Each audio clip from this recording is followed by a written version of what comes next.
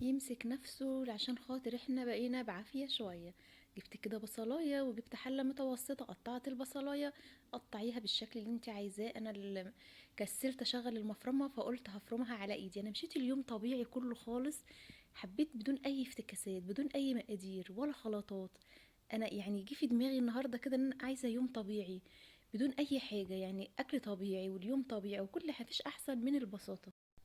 قبل اي حاجه كنت حاطه الشوربه كده، او الشوربه غلت، نزلت بالبصلايه، طماطمايه، قرن فلفل، ورق لوري. شوربه الفراخ بقى يا حبيبتي حطي فيها اللي انت عايزاه.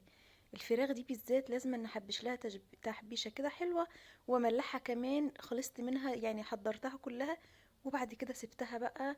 وبعد كده رجعت للبصلايه بتاعتي تاني في نفس الوقت كله. انا بعمل كله مع البصلايه اللي انا قطعتها، حطيت عليها شويه زيت وسبتها تتحمر. انا هعمل تسبيكه مصريه اصيله، يعني مش اللي هو سريعه، لا انا هسيبها تاخد وقتها.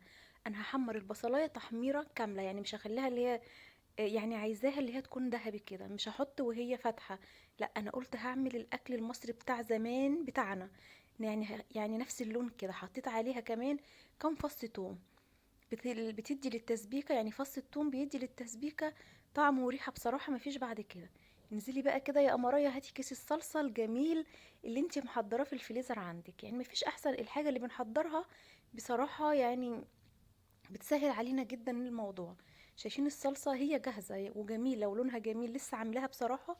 ما صدقت الطماطم رخصت، وجيت اول حاجة فكرت فيها قلت انا كل اسبوع او كل كام يوم هجيب مثلا ب100 جنيه واعمله واشيله، عشان خاطر اسهل على نفسي. وفي نفس الوقت فعلا فعلا انا كنت محتاسه من غيرها بصراحه يعني.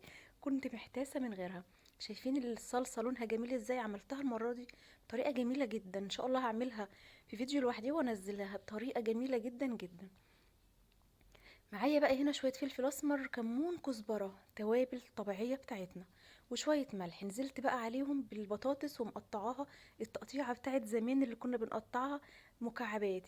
يعني الطريقة دي أنا ما عملتهاش من زمان، والله كانت جميلة جدا جدا.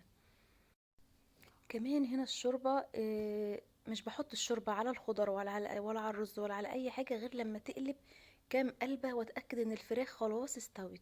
هنا بتأكد ان طعم الشوربة خلاص بقى مركز وبقى حلو، ينفع ان انا اشتغل بيه. كملت بقى بيه هنا البطاطس وركنتها، ودي اول حاجة انا خلصتها. شايفين اللون والجمال ووش التسبيكة بتاعنا القديم ده؟ ما حدش بقى بيهتم بالحاجات دي دلوقتي. بس انا بحب الاكل ده وبحب اعمله بمزاج بصراحة، بمزاج وروقان. جبت بقى هنا حلة على طول، وقلت هعمل الرز الابيض بتاعنا، عارفينه الرز الابيض. مش هحط شعرية، مش هعمل يعني، لا انا عايزة اعمل رز ابيض من غير، بيكون حلو جدا مع مع اي حاجة بيكون فيها تسبيكة. حطيت كده حتة سمنة حلوة، خدت اللون الذهبي اللي احنا شايفينه معانا ده. حطيت عليه شوية زيت ونزلت بالرز، غسلت الرز وحطيته. في اسهل من كده؟ مفيش. على طول كله على طول على طول. قلبي بقى الرز. ما تحطيش الشوربة على الرز على طول. اكبر غلطة بتعملوها في حق الرز بصراحة، اللي انتوا مش بتدوله حقه اللهم صل على سيدنا محمد، في التحمير. انتي بتاخدي نتيجة رز رهيبة. انتي في ناس كده بتروحي تاكلي الرز من ايديها بتقولي ايه ده؟ ما انا بعمل رز اشمعنى مش بيبقى طالع بالطعم ده ولا بالحلاوة دي؟ هما بيقعدوا يحمروه. حمري الرز كويس قوي، حمريه كويس قوي، وخلي لون السمنة يكون ذهبي شوية. ما تحطيش على السمنة وهي بيضة. بتدي ده كمان السمنة، بتكلم على السمنة البلدي، لما بنديها لون ذهبي بسيط بتدي للرز طعم حكاية. حمريه كويس وبعد كده طشيه، حمريه في السمنه والزيت كويس، وبعد كده حطي عليه كميه الشوربه المناسبه وغطيه، هتاكلي احلى رز في حياتك. هنا بقى عملت ملوخيه ناشفه. شايفين يا ولاد الروقان والجمال والبساطه؟ ملوخيه ناشفه في 5 دقايق كنا عاملينها. حطيت مكعب سمنه بسيط قوي، يعني نص معلقه مثلا او ربع معلقه، وخليتهم ساحوا، وبعد كده نزلت عليهم في الشوربه. الطريقه دي مش هتشوفيها في اي حته في العالم، مش هتشوفيها. الطريقة دي انا بعملها جميلة جميلة وسهلة وخفيفة، وممكن تستغني عن السمنة. وحطيت قرن فلفل، لو مش عايزة ما تحطيش. طماطم هي الاساسي، هي والثوم. حطيت قرن فلفل حلو حلو جدا لو بتحبي الحاجة الحراقة.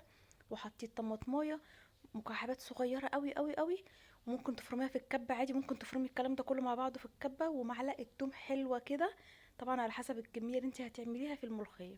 وبعد كده هسيبهم يغلوا كويس قوي قوي، يعني فهماني، خليهم يقلبوا كذا قلبه كويس عشان خاطر طعم التوم لازم نسويه كويس قوي. تمام. وبعد كده انزلي بالملوخيه، سيبي الخليط ده كله كده مع بعضه يستوي كويس قوي، وبعد كده اظبطي الملح بتاعه، ما تزوديش الملح.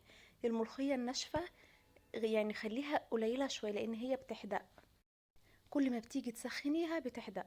انا هنزلها في فيديو لوحدها باذن الله، لانها والله طريقه حلوه جدا، وكل اللي ياكلها من ايدي بيشكر فيها جدا جدا، طعمها مميز وسهل وسريع وبسيط. احنا في ايام امتحانات لازم نسهل على نفسينا على قد ما نقدر. باذن الله باذن الله انا هعمل فيديو نحضر فيه شويه حاجات يسهلوا علينا يومين الامتحانات، شويه حاجات كده نحطهم في التلاجة وفي الفريزر، يخليكي باذن الله تقومي اللي هو تسوي او تحضري تطبقي الاكله وتخشي وترجعي تقعدي مكانك تاني. باذن الله نحاول نساعد نفسنا كده وندعم نفسنا. وعايزاكي كده لو وصلتي معايا لحد الملوخيه القمر دي، حطي لي لايك للفيديو واشتراك في قناه ابداعات منى. شايفين بقى لونها اخضر وجميل، بصراحه طريقه حلوه جدا جدا وهتعجبكم. هو شتا يعني ملوخيه ناشفه حلوه جدا جنب المحشي، جنب الاكل البسيط بتاعنا ده. طبعا انا هنا خلصت الاكل، الحمد لله الحمد لله الحمد لله، خلصت في ساعه، يعني ساعه بالكتير كنت محضره. حمرت الفراخ حطيتها على الرز زي ما كنا بنعمل زمان. والله كانت ايام جميله، ربنا يحلي ايامنا جميعا يا رب. الرز طبعا شايفينه جميل جميل جميل، حمروه بالطريقة دي، حمروه ما تستعجلوش وما تكسلوش، ادوا للحاجة وقتها وادوا لكل حاجة وقتها تاخدوا احلى نتيجة. التسبيكة الجميلة القمر كانت احلى اكلة والله مش قادرة اقول لكم، انا فاجئتهم بيها. هم ما كانوا، لو قلت لهم هطبخ والله ما كانوا هيقفلوا كده وهيقتنعوا. انا فاجئتهم وانا بغرف كده. الاكل كان جميل وكان سريع والله بالنسبة لي، سهلوا على نفسيكوا على قد ما تقدروا. البانيه حلو والمكرونة حلوة، بس مش كل شوية، مش مفيد، يعني مش هيدينا الفايدة اللي جسمنا محتاجها. لازم نحاول نشكل شوية على قد ما نقدر. انا هنا بقى كده بدأت ان انا اغرف الاكل، وغرفته وهو سخن عشان خاطر الجو برد والاكل بيبرد بسرعة.